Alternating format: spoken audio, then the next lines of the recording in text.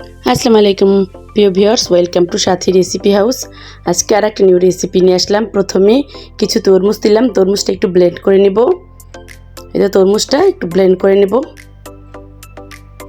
Blend করার পরে একটু ছেঁকে নেব, খুব ভালো করে ছেঁকে রসটা নিয়ে তারপরে যা থাকবে ফেলে দেব। তারপরে তো রসটা নিয়েছি, এখন ছেঁকা কমপ্লিট। এখন চুলায় একটা প্যান বসিয়ে রসটা দিয়ে দিলাম, তারপর অল্প একটু চিনি দিলাম, তারপরে 2 চামচ আগার আগার পাউডার দিলাম, আর একটু লবণ দিব।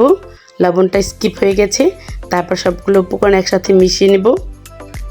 তরমুজটা এমনি মিষ্টি, তারপর অল্প একটু চিনি দিলাম, চিনি না দিলেও হয়। তারপরে এই তো একটা বলক তুলে ফেলবো। এখন জাল করে একটা বলক তুলে আসার আগ পর্যন্ত চুলায় নেড়ে চেড়ে রান্না করে নেব।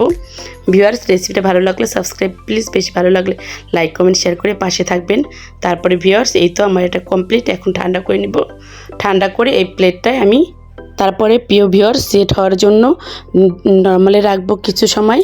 ঠান্ডা ঠান্ডা পুডিংটা খুবই সুস্বাদু, একদম খুবই ভালো লাগে, খেয়ে দেখবেন। আসসালামু আলাইকুম ভিউয়ার্স, আল্লাহ হাফেজ। আপনারাও তৈরি করে খেয়ে দেখবেন। খুবই একটা এই গরমে একদম মন প্রাণ সব জুড়িয়ে যাবে, খেয়ে দেখবেন।